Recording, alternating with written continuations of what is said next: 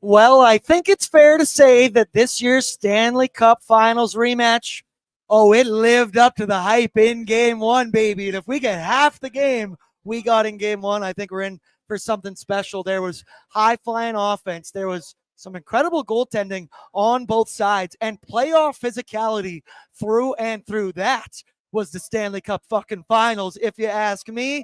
And while it wasn't a perfect night for the Edmonton Oilers by any degree, it's never going to be when you're playing a team as good as the Florida Panthers. The boys, forgive the pun, they dug in. They found a way to get it done, and they won it in overtime. I am so stoked for Game 2 Friday night, people. Let's get her going. Hello, what up, and welcome to Pregaming with Bordzy, brought to you by Sherwood Ford the Giant, and is a presentation of Bet365. Download the app today because whatever the moment, it's never ordinary at Bet365. We are down here at Greta Bar because you know what? I basically fucking live in this place, and there's no place I'd rather be. Maybe Rogers Place, maybe, but know your role. Somebody's got to be the Edmonton party guy. Someone's got to be on the mic down here, and I will gladly take that role. The sun is shining. The birds are chirping. It's feeling good. It was raining earlier. It was raining like 15 minutes ago on the patio, and now the sun is just shining again. I am also joined by Cam Lewis, writer here at Oilers Nation. We will be joined by Devan Dubnyk for a quick hit. Try take what? two. Quick hit. A quick hit. Quick hit with our pal Devan Dubnyk before the 30-minute mark, because he is, in fact, going to Rogers Place. He will be in the building. Shout out Explore Edmonton. He's the E-Bug. He's the E-Bug. He's suiting up. He could still do it, dude. He looks totally in game shape. I believe he could do that 100%. So he's going to join us. Zach Laing will also join us here on Pregaming, and we're just going to have a little fun here Friday night down at Greta Bar Coombsy. We've both got our coffee cups here. Shout out to Greta Corp. As you know, boys getting their caffeine. We'll taste us. I also do have some moonshine from our After Dark sponsors, the Krabby Goat Distillery. We're going to dip into some of that. They finally sent us some. They didn't just send us some. They sent us a shit ton of moonshine. Now it's like 20% too. I'll just show it off. It looks absolutely delicious here in the blue. A little blue raspberry cherry lemon. We're going to dip in that one at the end of the show. Give you an honest taste test. But Coombsy, Friday night, Greta Bar the Oilers already up 1-0, looking to grab a 2-0 lead in this series on home ice. Vibe check, brother.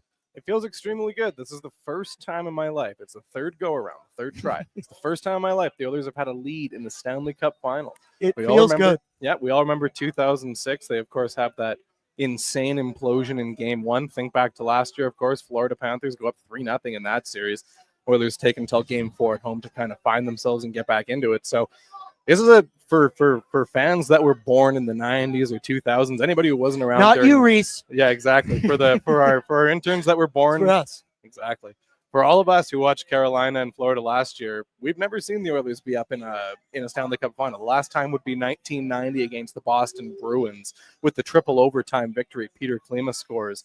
I'm very happy that game on Wednesday didn't go to triple overtime. I'm not going to lie. When we got to the latter part of that first overtime period, I was sort of thinking, this might go on for a while. This is starting to slow down, but the Oilers won that Game 1, and it feels good to have a lead in the Stanley Cup final. It feels almost not real. We all remember last year, down 0-3. I talked about it. Home ice advantage, yes. It's so key because you're going to get Game 7 on home ice. But I had the spin zone of it's way more important for the Oilers to start the series strong. They were down 0-3 last year. Bang, we're up 1-0.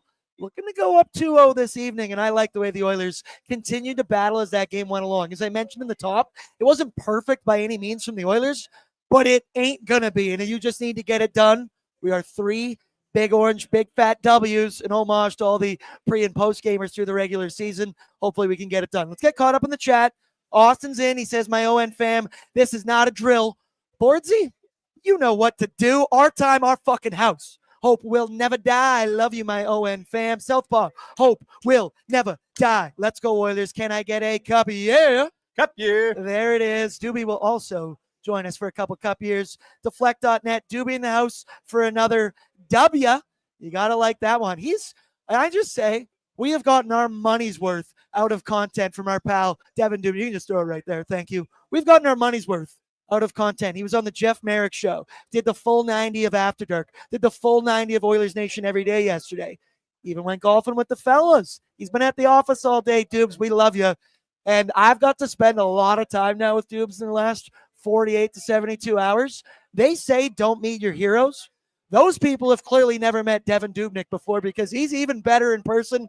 The man can hang. Actually, there he is. I wonder if his ears are burning. You want to hop in? All right, let's do a quick shout out to Tourism Jasper. Devan Dubnyk's appearances are brought to you by Tourism Jasper, because this summer, find your happy place in Jasper. All your summer memories, they're starting down there.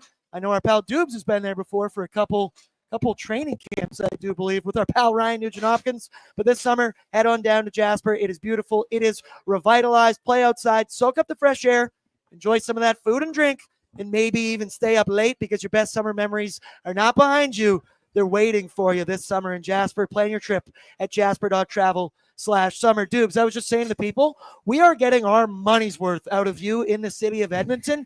You're a content machine, brother. You did all of After Dark. You did a full 90-minute ONE. You did Jeff Merrick today, an interview with Zach Laing. You did videos with Waz. Shout out Explore Edmonton. Are you exhausted yet? No, this is great. This is what I came here for. I don't want to be sitting around doing nothing, so this is awesome. I said they tell you to never meet your heroes. They've never met Devan Dubnyk before, because the lineup of people on Wednesday just lined up to talk to Doobie and ask him random questions. 50% were about Dustin Schwartz, but I'll move past that part. It was awesome to watch. Vibes are incredibly good. Let's continue with the chat here. He said Doobie in the house for another W. Yes, there sir. We go. K. Waddy, LFG Oil, Cup year, motherfucking Cup year. We want the Cup. Kiana, let's go, boys. Send those rats packing with nothing to show from this trip but 2 L's, because it is a Cup year. Love you all in the chat. And also, want to give a shout out.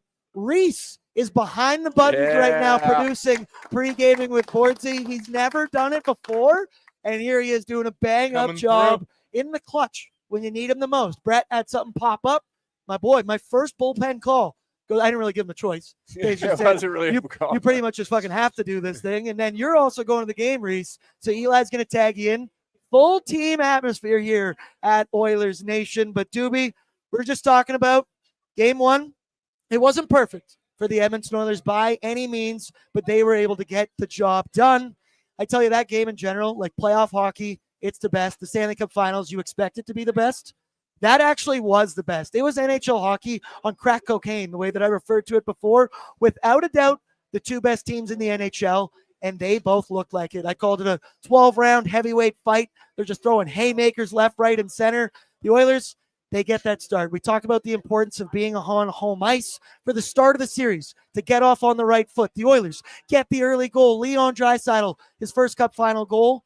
And then, it's maybe no fault of their own, the Sam Bennett goal is allowed. And then they score on the power play. And you know it's a 3-1 deficit for the Oilers. They don't panic, though, Dubes. We've talked about this almost ad nauseum now. But this experienced veteran squad of the Edmonton Oilers, it's the war of attrition. And I think that really applies to Sergei Bobrovsky, because throughout that game, he looked incredibly good at points going, are they ever going to be able to beat him? I kept saying to you, they just got to stick with it. They will eventually get one through him. Victor Arvidsson can't score if you don't shoot, rips it from the point, and then they fight, they scratch, they claw, and they get the job done. This is my own personal take, but I felt like that game for the Oilers, it's not a must-win. It wasn't a must-win. But to me, it was a can't lose. And I understand those are the exact same thing. But the way that it went last year, being down 0-3, and how good the Oilers played, out shooting the Florida Panthers at points, how good Stu looked. They needed to win that hockey game. I am so thankful they did, not just for Bordzy's bankroll and live betting the comeback, but you feel good, you feel confident. And now here we are, Friday night, in front of the home crowd. You've already got the lead. Maybe some of those early season or early series nerves could go away a little bit. What'd you think of the Oilers' ability to fight back in that hockey game? Yeah, that's a difficult situation for any team to be in, really. Never mind at the biggest stage in the finals, but just the way that went down, the way Florida jumped and scored 2 quick ones and then scored right at the start of the second period, and everything. You know, Edmonton was playing well, so everything was going well, but except for the scoreboard. And it's easy to get away from what they were doing. And all playoffs, they just seem to not do that. They stick with what they're doing. they don't start taking crazy chances. That's what Florida's trying to get you to do, especially with their aggressive forecheck and aggressive deep pinch. They want the Oilers to start taking chances, and they're going to jump on it. And they didn't do it. They just stuck with the game. They responded 77 seconds after the third goal to go up 3-1. They responded. Now it's a 1-goal game. Don't need to tie it up right now. Just keep going to work and tie it up at some point. And you're right. Listen, if they end up losing in overtime, there would have been a lot of good things that you could take from the game, including the way that they came back. But it's just not the same. They're just pity points. You can talk about it all you want, but getting that game won is absolutely huge for the Oilers. And knowing that they now have a lead and knowing what to expect from Florida, I think they showed they did. I think both teams showed they know what to expect, and that's incredible hockey. And you're going to see it go back and forth. You're going to see times where the Oilers don't look great and the Panthers don't look great, and that's not them not looking great. That's just two incredible hockey teams going against each other, and that's Florida pushing. That's not necessarily Edmonton scrambling or making mistakes. That's the other team forcing them to have to defend and maybe make some turnovers because they're that good. And that's just what we're going to see. And that was exactly what happened in game one, the back and forth. I thought Edmonton had a little bit more of the offensive zone and puck possession, but it was a really, really good hockey game. And if we get anything like that tonight, it's going to be another good one. You're going to be in the building, brother. I am. I'm very, very excited. Do you know where your seats are? No, I heard it's a suite, though, so I'm not going to complain. Oh, Explore Edmonton. Shout out Explore Edmonton. They're in the building right now. They hooked it up. Shout out Jay Downton as well. He gets it done. We're pulling out the red carpet. Everything for Devan Dubnyk. We were golfing yesterday, and he asked if I was going to the game. I said I thought I was going with you, and he kind of froze up and was like, I got to make some calls. Hey, listen, he pulled his phone out. It was like boom, boom, boom. I was going to the game. It's perfect. I also like how you said there that, like, there's no points. I don't think the Oilers played bad. It's just two really good teams. The joke I always make. The guys on the other side get paid millions of dollars as well. They've also been in the Cup final for 3 consecutive years. It's never going to come easy. And I do think Coombsy, in game one, the Stanley Cup playoffs, they're always physical. Stanley Cup finals, you think it'll be ratcheted up a notch. But goddamn, in that hockey game on Wednesday night, that was exactly what you're looking for. It was a different animal. Both teams, it was both ways. Head hunting at points. You saw it right as the game started. Evander Kane lining dudes up. Jake Woolman lining dudes up. Guys like Nico Mikkola. Both teams very physical, very big. And I think it's going to be a battle as it continues.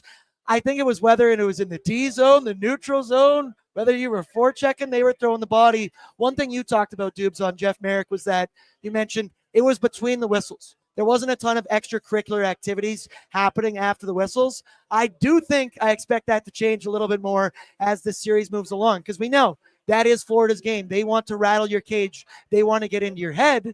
It's that battle of the Oilers' veteran approach, and can they handle it? Coombsy, what'd you think about the physicality in game one? Jake Woolman was a dog. Vasily Podkolzin, dog. Kapanen, dog. The list goes on and on. You always expect some big hits, but it was ratcheted up for game one. I think the Oilers sort of came into game one feeling like they almost had a point to prove given last year how things went, right? I mean, 2 first games in Florida, they lose those ones, then they get edged out in game 3 back home as well. Fall down 3-0. And I think there's been a lot of talk heading into this series about how the Oilers and Panthers are both different versions of themselves this year. They're both better. And I think one of the things that most fans can notice about the Oilers that's different this year is that this is a team that's more physical, heavier, throws more hits. Guys like Vasily Podkolzin and then Evander Kane is healthy now. I think when you think back to last year's Stanley Cup final, a lot of guys were injured. Our Darnell Nurse was dealing with something. Leon Draisaitl, Evander Kane left the series after 2 games. So if you're the Oilers and you want to set the tempo and make things different this time around, then I think you're going to need to head out and be very physical. Show the Panthers we're healthy, we're in this. We're going to make your life a nightmare. And I think that's what the Oilers did in game 1. And I imagine in game 2, it's going to be the same thing. I think it's going to get ratcheted up a bit. And Dubes, there's the realm of I think it's definitely the most physical team the Panthers have played this postseason, right? Tampa, not totally known for it. We argued Toronto's probably the most physical team that they played. I don't think it was the Hurricanes. A little bit of a different animal here playing the Oilers. Little fire on fire. You fight fire with fire here. Yeah, it's like a heavyweight bout. It's just blow for blow. They go back and forth. Kane runs somebody. Somebody on floor. Bennett runs somebody. And the hits, listen, these hits were huge. And they weren't even – they're not even like catching somebody with their head down hits. Like, obviously, you catch somebody not ready for it. These poor D-men are going back, and the guys are getting on their horse, chasing them down. And this guy's got the puck, and he knows it's coming, and they're still getting blown up because the guys are just they're finishing everything, and some of the hits. I mean, how loud they were on the TV was nuts. So, there's going to be some bruised bodies at the end of this series, this game. I'm sure there wasn't game one, but at the end of the series, there's going to be some hurt units. I think it's just going to continue to ratchet up. I always feel, and this is just my own take, that game 4 is the peak of animosity. And then after that, it starts to drop down because it's too much business on the line. There's too much going. I think we're about to see it go. And as I mentioned, the Panthers want to drag you into that dogfight. They want to get you off your game. And we saw Connor and Leon. Leon, for the first 40 minutes of that game, was just getting the shit beaten out of him. He had his nose split at one point. Can't keep a good guy down, though. 2 goals opening up and close it as well. That Florida forecheck, that's their MO, right? That is their game. They're aggressive on pucks. They try and force errors by those opposition defensemen, and then they try and be opportunistic. I do think they were to start that hockey game, but the more it went along, I do think the Oilers handled that wave better and better. And I got to say, I don't think there was a better duo than Jake Wallman and John Klingberg at handling that forecheck. It's still insane to me that A, John Klingberg is playing for the Edmonton Oilers, B, playing meaningful minutes, and C, was arguably one of the best defensemen for the Oilers in that game. Jake Wallman was the best defenseman for the Oil, and Wallman was incredible. I believe he had 1 assist, 5 shots, 4 blocks, which in my opinion could have at least been doubled, but hey, I'll leave it at that. He had 3 hits, and he just had a solid amount of composed breakouts. That's the same with John Klingberg. I know when I watch Klinger, and you kind of talked about it before as well, it's his mobility, it's his skating that, for a guy that had 2 busted hips for an incredibly long time, looks pretty fresh out there right now, and he's head up, always looking to make a play, very composed, veteran defenseman, and I think those 2 were 2 of the most influential factors in beating that Florida forecheck, and I think that left some of those Florida Panthers forwards a little frustrated, and obviously going to be even more aggressive in this hockey game. But what did you think about the third pairing of Jake Wallman and John Klingberg? Well, yeah, it's not a third pairing. We're blessed. And I got to give one quick shout out to Stu Skinner, because that's a big part of thwarting that forecheck as well, as he handled the puck really well. So every time they dump it in, every chance he had, he went out and got it. It's really hard for a team to break out if the goalie's playing the puck and he's playing it well. So he did a really good job with that. But Klingberg, especially, again, we saw it at different times earlier in the series, but he's very composed. He's a guy, he doesn't want to flip the puck out off the glass. He wants to make plays, and that's great. But he's been very composed and not forcing it, not making plays that aren't there. He wants to go tape to tape. That's what you want out of a D-man when you have the forwards that the Oilers do. But his mobility and his edge work with his skates, it puts himself, if you watch him come back, he puts himself in a position that he's able to make these passes and stuff. So he's going to maneuver, he's going to swivel, he's going to do whatever he does so that when he picks the puck up, his head's up the ice, his body's up the ice, his hips are in the right position to make these plays. If you just go back and get the puck and you're facing the wrong way, and the play's not going to be there. And that's what's special about him. Wallman's a little bit the same as well, but Klingberg is he's super good on his edges, the way he moves around, and he's always putting himself in position to make these passes and not forcing himself into having just throw the puck away. And it's been huge all playoffs. And again, it was on display last night. And like I said, Wallman's a little bit of the same. I thought last game, Wallman, watching him, he was constantly driving the puck down the ice, constantly putting the play into Florida's zone, and he was hammering pucks every time he had a chance. He had a lot of shot attempts. I don't know how many. You said 5 shots. Yeah, 5 shots. He must have double that for shot. We attempts. got a Jake Wallman shot prop on the bankroll a little bit later on in the show, because I got eyes. He was very aggressive, even in the sense sometimes he would be at his own blue line, had a couple step-ups where he missed, but hey, that's the game and when your forwards can't cover for you. Regarding John Klingberg, you and I talked about this, I think it was yesterday. Doobie, bear with me. When you do shows as much as you got to do, you got to fire off takes all the time. You're going to be wrong. Shoot or shoot. Steph Curry misses 3-pointers, and I believe I can give a direct quote from myself, and I said, we even put it as a clip. If John Klingberg has to play meaningful minutes in the playoffs, we are so fucked. I could not be more wrong in that take. No. I couldn't be more thankful to be wrong. We speculated that they were involved in the trade for each other. We're like, how are they going to make this work? How are the Oilers going to acquire Jake Wallman? We're like, John Klingberg's going back. We were convinced, and now they're this fantastic pairing playing together. An incredible D pairing. And Oh, Jay Downton's talking to our fearless leader, talking to our pal Devan Dubnyk here. Let's continue to move along. If you need to bounce, Doobie, if you need to bounce, we can just do, how about let's grab your keys to victory. I'm going to take them off the dome here, and it's going to be brought to you by Odd Company Nation Beer Everyday Lager. Perfect for game day, perfect for every day of the week, especially on Fridays, especially when the Oilers have a chance to go up 2-0. It's not too late. You can go down to 2 of their locations, downtown or Ritchie, or simply check liquorconnect.com, and you can find out which local liquor stores are carrying these bad boys. Doobie, I didn't give you any time. I didn't text you your keys to victory, so I might put you on the spot. For me, it's always going to be handling that Florida forecheck and how successfully you can break that puck out of your own end, because we know the Oilers, they're a puck possession style team. It's all about getting that puck up to your forwards in the neutral zone and then let them do the rest of the work. To me, my key to victory, be composed in your own end. I thought in the first period, Florida had some good waves to start the game.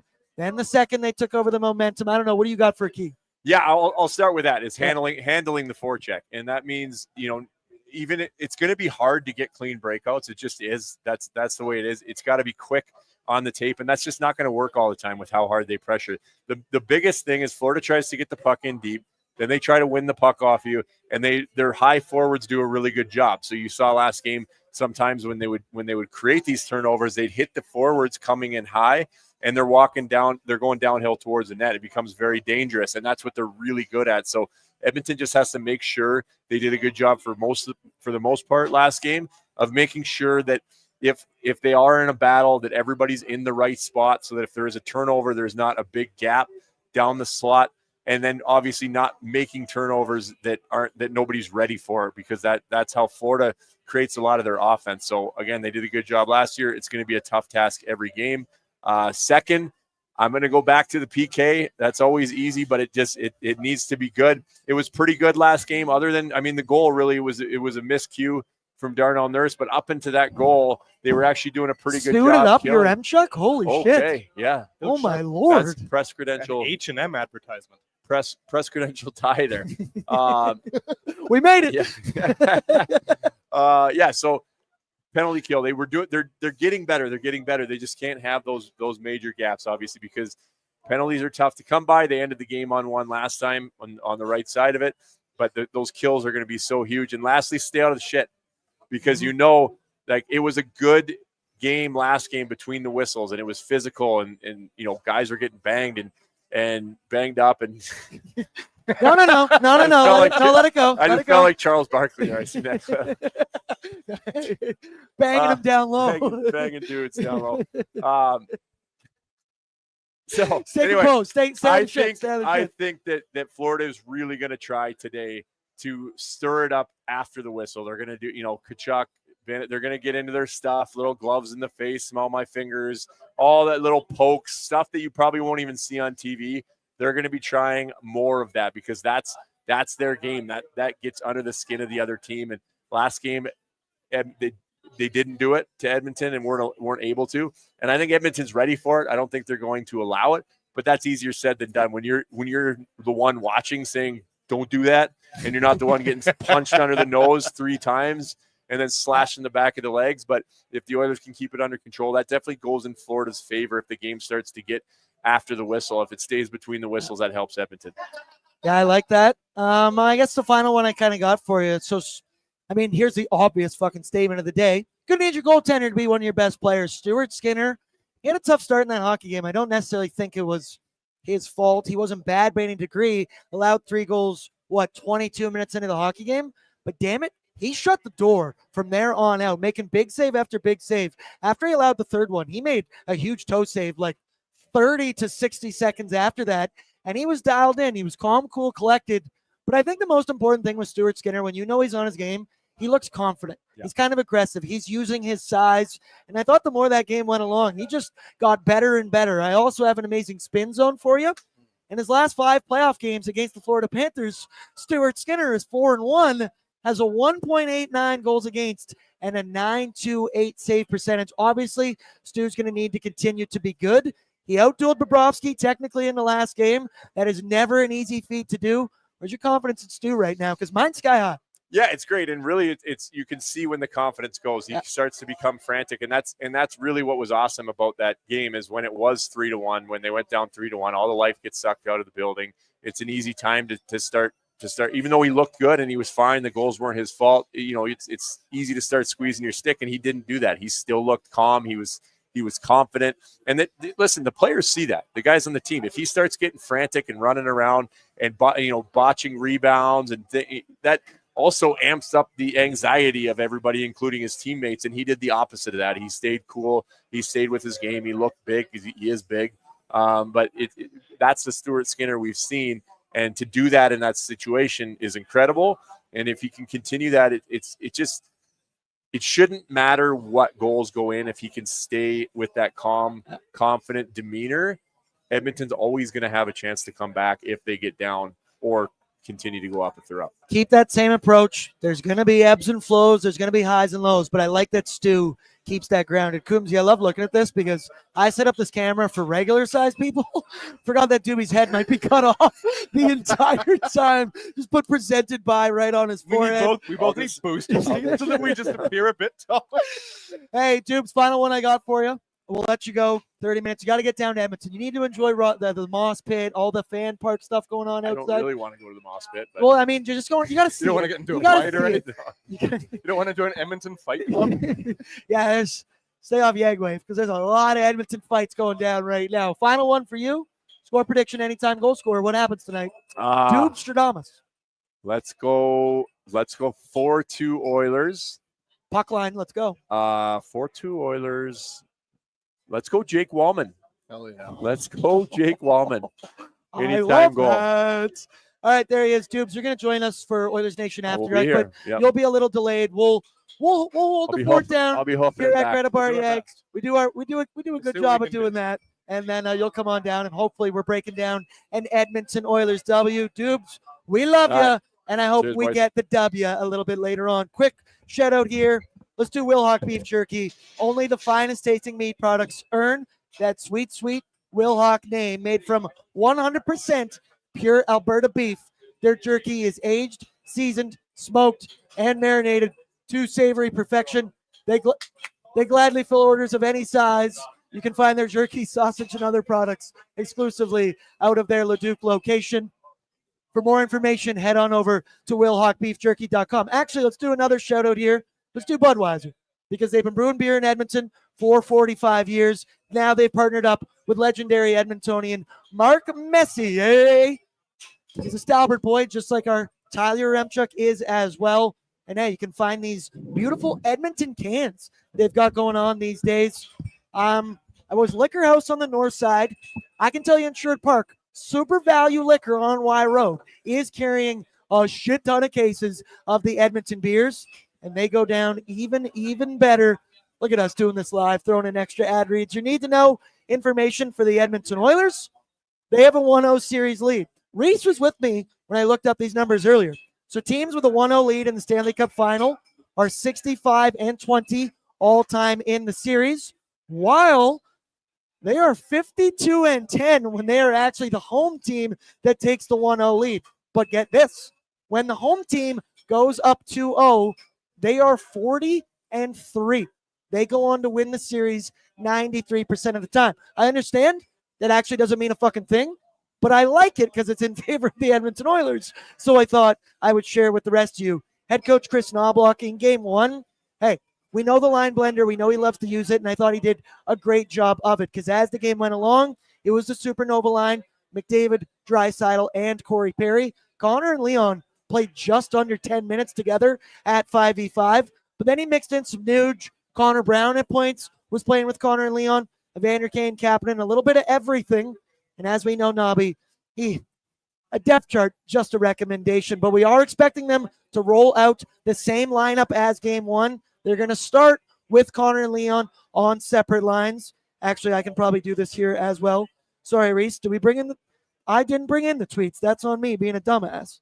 So there we go. It's enough out of you over there. Shout out to them. And then obviously Edmonton power play. They went 1 for 4 in game one. You'd like to see that get a little bit better. They went 1 for 2 on the PK.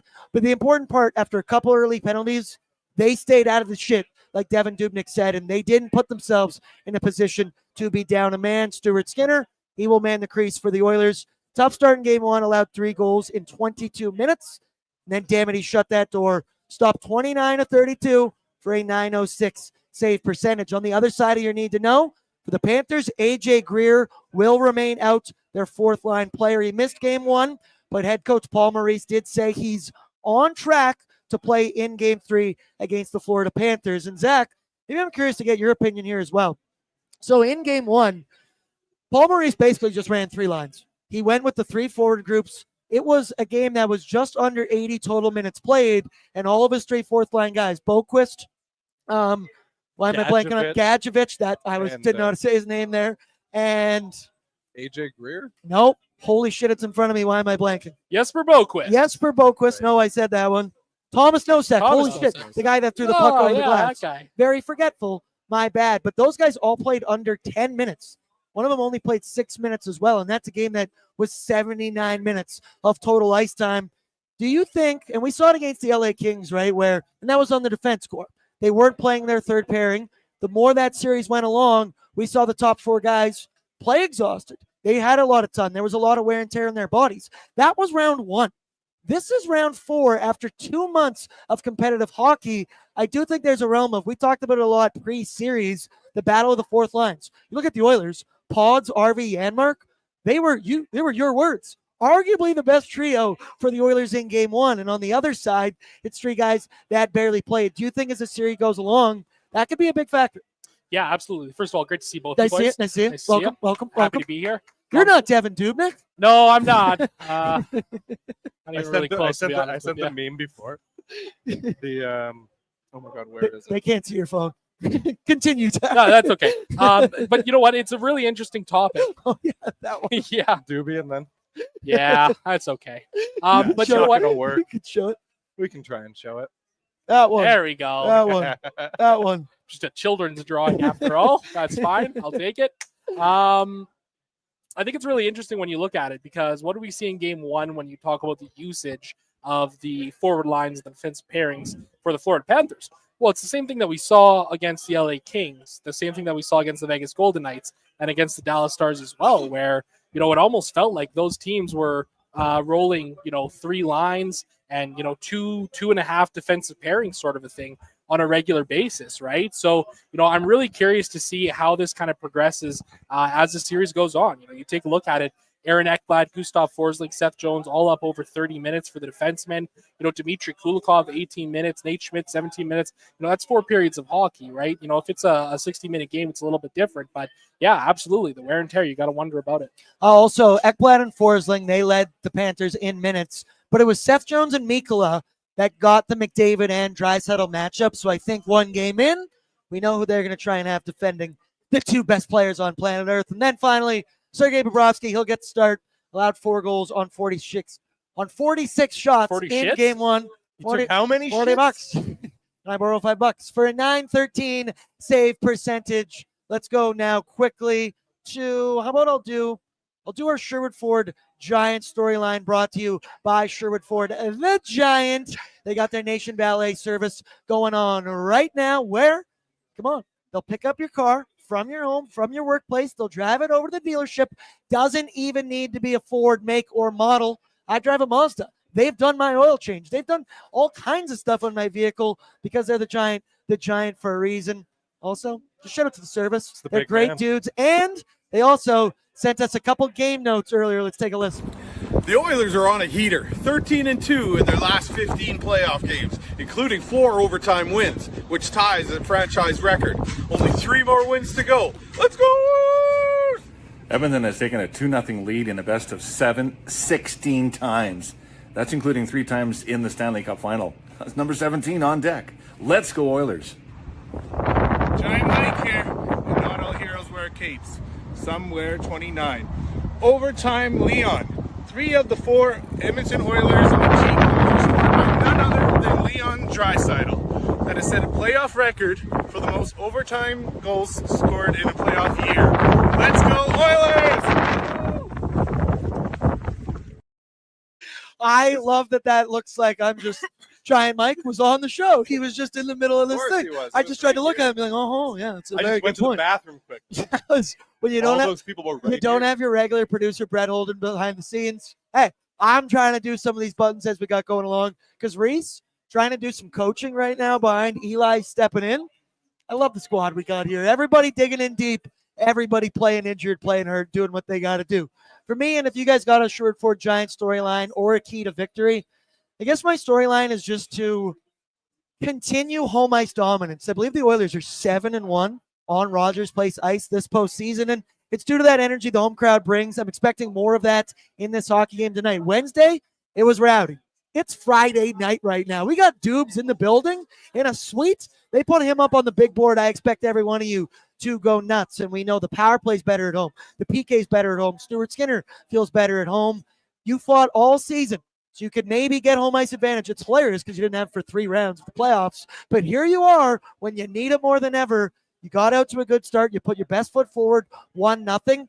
But that doesn't mean a ton if you drop tonight's game. You got to continue to put your foot down on this Florida Panthers team, hold serve on home ice, and then take it back over to Florida and see if you can grab that split. 1 game at a time, get the job done, and then I've been very consistent. I will be. Sorry, there's no suspense here. My key to victory is handling Florida's aggressive forecheck. Coombsy, what's your storyline or key to victory?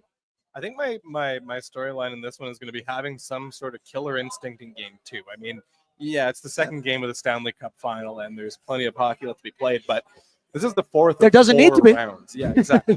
This doesn't have to stretch on that long if the Oilers have killer instinct. I mean, they look at what Florida did last year when they went up 3-0 and how difficult, damn near impossible it is to come back. There's a reason that not many teams come back from 3-1, let alone 3-0 down. So if you're going to be the home team and you win game 1 in overtime, you might call it fortunate for the Oilers to come out of that with an overtime victory. There was chances where the Panthers looked like they could pull away, but here we are. The Oilers are up 1-0 for the first time in the Stanley Cup final since 1990. So how good is that here? How good does that sound? Capitalize on this chance and go up 2-0 and go back to Florida, because what that means is all you have to do is win 1 of game 3 and game 4, and in game 5 in Edmonton, you're up 3-1 with a chance to win the Stanley Cup. Storyline key to victory, Zachary? Oh, I think Coombsy hit the nail on the head. Yeah, I kind of did. I mean, I think it's a great point, right? You always want to try and end a series as quickly as you can, right? But I think, countering that forecheck is going to be really important. And I think, for me, the key to victory that I'm going to have is being able to adapt to whatever Florida does, because I'm expecting them to try and throw some different things here at the Edmonton Oilers tonight.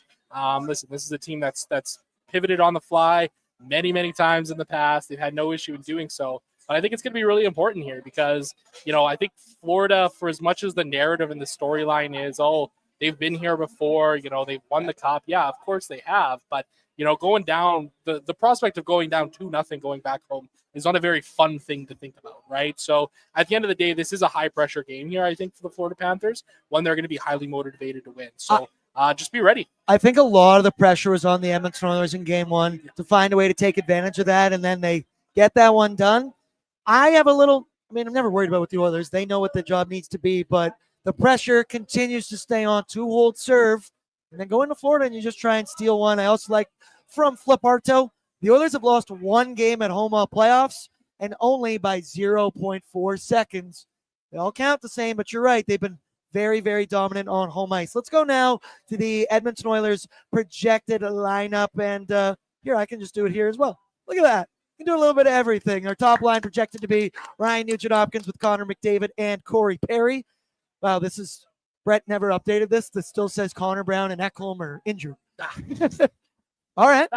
They are not injured, and they are expected to be in the game. Your second line, Evander Kane with Leon Draisaitl, Kasperi Kapanen. Your third, Frederick Rico, Connor Brown. He's healthy. He's ready to go. And then your fourth line, Podkolzin with Janmark and Victor Arvidsson. Matthias Ekholm with Bouchard. Nurse with Kulak, Wallman with Klingberg, and Coombsy just touched my thigh. The one guy I want to talk about in game 1, Kasperi Kapanen was an absolute dog in that hockey game. He was all over the place. He played 20 minutes, 28 seconds. He had a beautiful apple, or he had 2 assists, in that game. 2 shots. He had 5 hits, and it's just a combination of Kasperi Kapanen's speed and his physicality. And you think about this guy, where he could have been had he not joined the Edmonton Oilers during the regular season. Let's clap it up for Stan Bowman quickly. There's one big one for him. Also brought in Podzilla, the man we love. Shout out Cheeks. Open up those cheeks. Just kidding.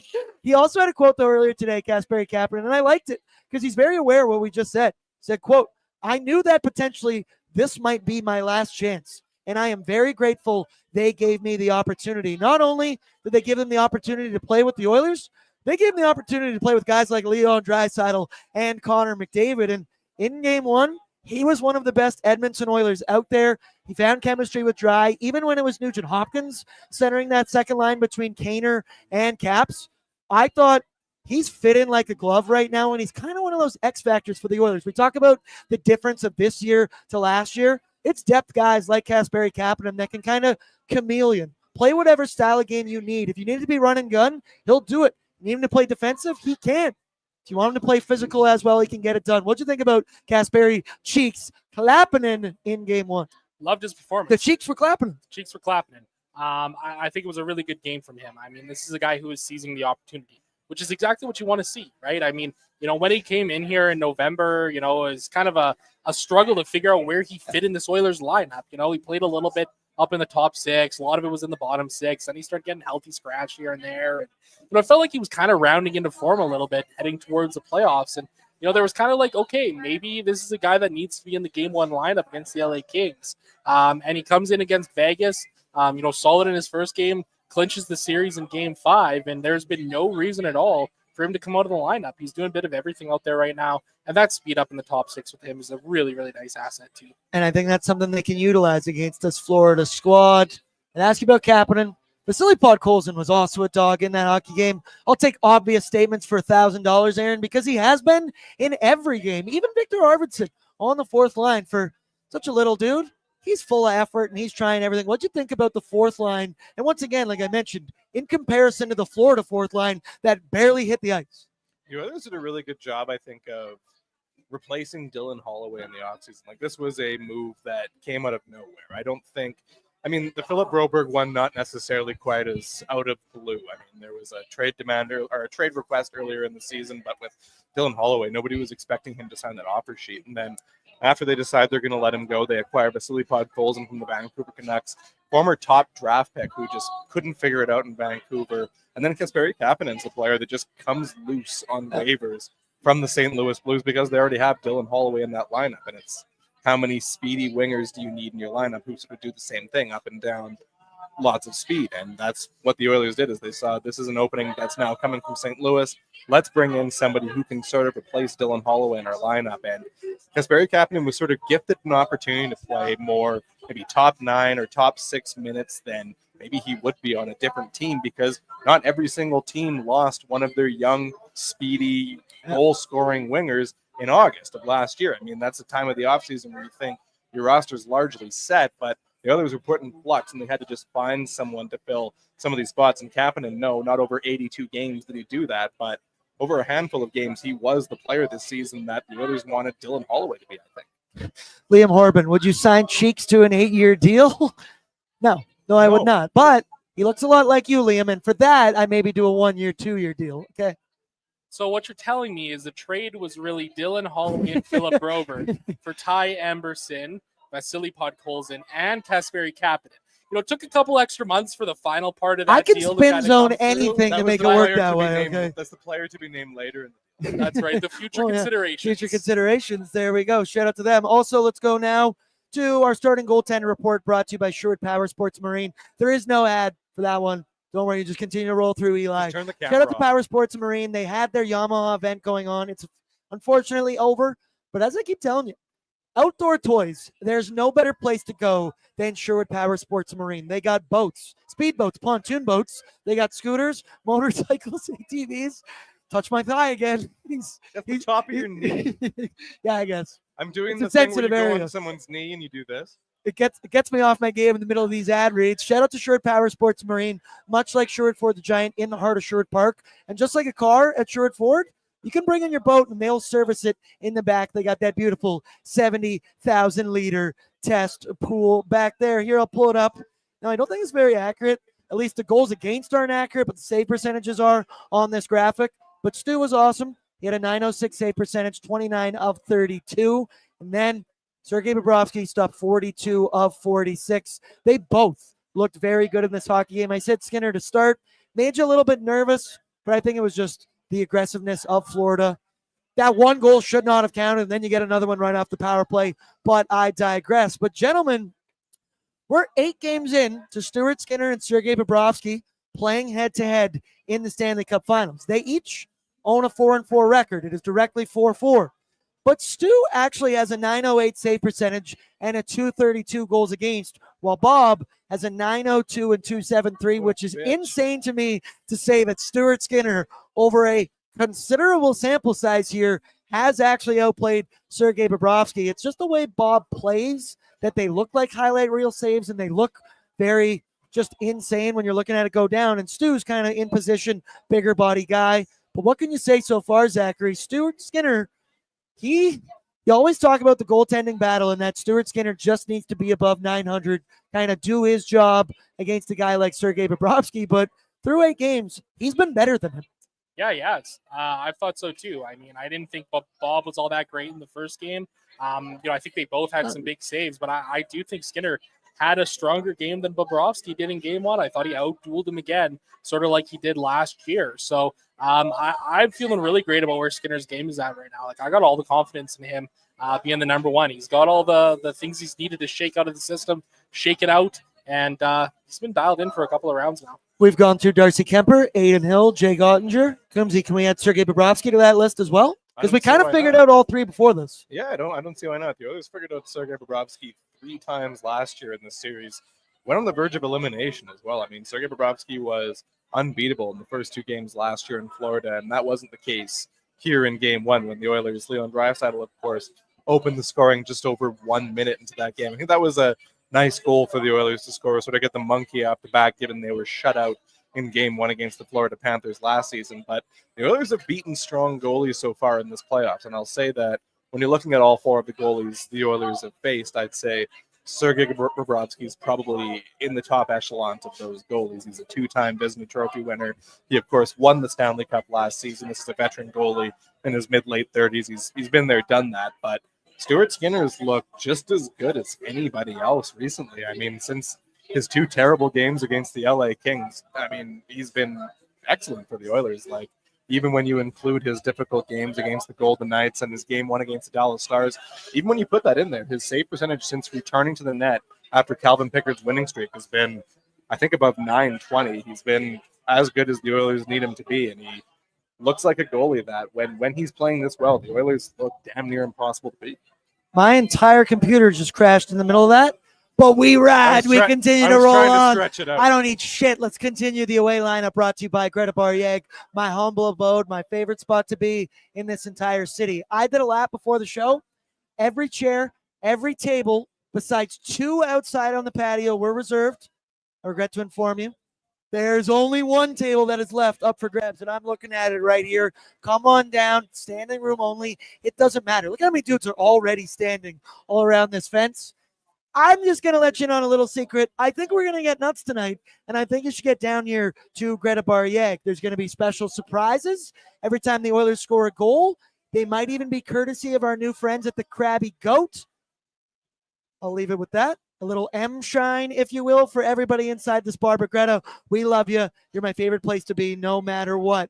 Eli, I can't help you out right now and put stuff on the screen, but if you could put up the Florida Panthers projected lineup, I do believe I can get it here at least on my phone. The top line, we know it. It's Evan Rodriguez with Alex Barkov and Samson Reinhart.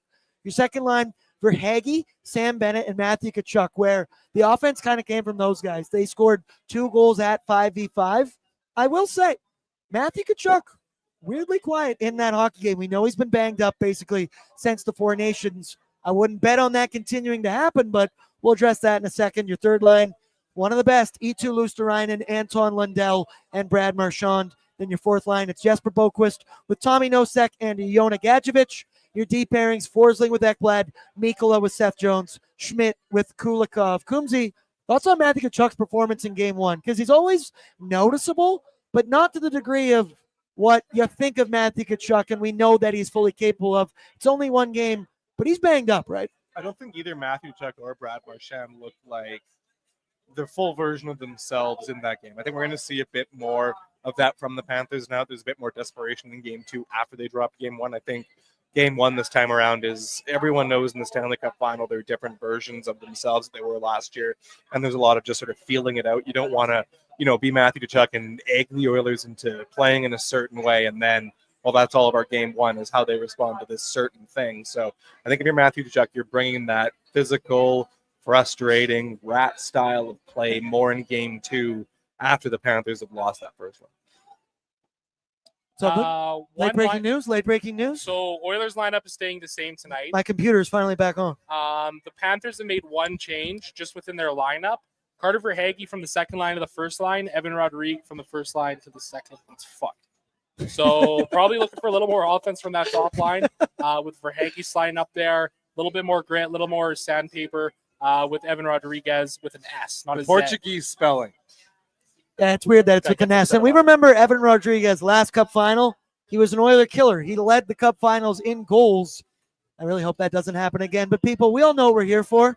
It's time for Bordzy's Bankroll, brought to you by Bet365. Download the app today because whatever the moment, it's never ordinary at Bet365. You can bet on future Cup champions. The Edmonton Oilers, they're favored to do that now. The audio from my computer was still on. There we go. Shout out to them. You can bet on some goals, some assists, maybe even some blocked shots. If you're looking at Jake Wallman, I'm looking at shots on goal for Jake Wallman. So let's pull it up here. Eli, if you just take that off, I'll bring this up. My options are going to be Evan Bouchard for 3+ shots on goal. I don't know if Bet365 checked the box score of game one. Bouch had 7 shots on goal, and 3 of them is plus 115 on Bet365 tonight. So I love that one. Second option, 97, 2+ points, minus 120. That's insane. But I think Connor McDavid, I like him for a goal in this game as well. I believe it's plus 135. I hit a shot prop on the last game as well, but I thought I'd just play it safe. 2+, well, it's insane to say play it safe with 2 points at minus 120, but that's what you get with Connor McDavid. And then my third one, Jake Wallman, 2+ shots on goal, minus 165. He had 5 shots in game one, and Doobie talked about it, how he's not afraid to put pucks on net from the blue line. You can't score if you don't shoot. And if you put those all together, I believe it is a whopping plus 525 parlayed together. Honorable mention, I like an Ekholm, 2 shots on goal, and RV, 2 shots on goal as well. Some of those guys, just the over 1.5 shots at the bottom of Bet365, they're juicy. They look good. Coombsy, which of these 3 bets do you like the most? Well, I like all of them, especially the Jake Wallman one. Yep. I feel like Jake Wallman is the player in the Stanley Cup final. This guy had never played in the playoffs in his NHL career, and now here he is. He gets traded from the San Jose Sharks to the Edmonton Oilers. Are we going to find a little bit of juice after staring down the barrel of playing for a team like the San Jose Sharks? Detroit Red Wings, St. Louis Blues during that time. Ugly, ugly times, and all of a sudden you wind up on the Edmonton Oilers. They're not going to pass by on this opportunity. Oh, what do you like of those 3? And then what do you got cooking up? Because I saw you doing it over there. Davo. I think it's another one for him. Another big game coming tonight. I think this top line is going to have a game. I do have something cooked up, Bordzy. We're calling it the Game 2 Parlay. Let's go. A creative name. Yeah, it is. But you'll understand why in a second here, okay? Connor McDavid, 2+ points. It's a 9-leg parlay, so I'm swinging for the fences. Connor McDavid, 2+ points. Connor McDavid, 2+ shots on goal. Leon Draisaitl, 2+ points. Leon Draisaitl, 2+ shots on goal. Bouchard, 2 points, 2 shots on goal. And then we've got... Let's oil up, baby. Let's oil up. I'm ready to go to site. Continue. 3 more legs. Jake Wallman, 2 blocks. Oilers as the first team to 2 goals. And the Oilers to win by 2. 2's in the stars. It's up everywhere, baby. Yeah, I like that. I also... I'd stick out like a sore thumb if I was out on site. They'd be like, this guy... I ain't gonna let this guy do shit out here. I don't want anything to do with that. This guy looks like he talks on YouTube for a living. Yeah, but I know Devan Dubnyk. Final one I got for you. Give me some score predictions and some anytime goal scorers, gentlemen. Coombsy, I'll let you go first. I think it's going to be a 3-2 victory for the Oilers, also in overtime. Another overtime game. Oh, my God. I don't know if I can handle that. Who scores? That's a tough one. I think it's going to come from the blue line. It's going to be Jake Wallman. It's going to be Jake Wallman in overtime. Jake the Snake? That's absolutely I'm right. actually checking on him for anytime goals. Zachary, what about you? Yeah, going with a 4-1 win for the Edmonton Oilers. Rode with that in game 1. Riding it again here tonight. Give me a Bouch goal. A Jake Wallman plus 1,400. That's worthy of a little sprinkle. He fired 5 pucks on net in game 1. I also laughed. Somebody in the chat just said, hot take, but Wallman is just Nurse, but better. He's a Yeah, defenseman, I but mean- not as bad. I mean, yeah, that's kind of fair to say. For me, I'm going to go, I like the puck line for the Oilers tonight. And it's not because, we talked about this earlier today, I did with Liam, and it was about, he's also in the chat right now, says Perry goal. Liam, I hammered that one as well. That's our O&E squad ride bet. But I think for me, I like a puck line bet because I just think you're so motivated to pull the goalie. It doesn't matter how many goals you lose by, and I think you're just way more susceptible to that. Also, the Empty Netters podcast is in town. I'm going to use any spin zone I can. I like that one very much. And that, people, will do it for us on Oilers Nation Pregaming with Bordzy. I got to go host a party right quick here, get everybody pretty hype. Got some Harley riders outside the bar right now as well. Vroom, vroom. That's the boys. That's So Connor McDavid tonight. cool. I love you all. I appreciate you all. Throw down your courtesy like on your way out. And be sure, keep it locked here on the Oilers Nation YouTube channel where our pal, Devan Dubnyk, will be joining us on Oilers Nation After Dark. The 3 of us, we're going to hold the fort down for 20 minutes on After Dark, and then we'll get some real analysis from our pal Dubes. I love you all. Eli, great job producing halfway through. Shout out to Reese. Brett, we love you. We hope everything's going okay. Gentlemen, let's ride. I love you all. We'll talk after the game. Peace out.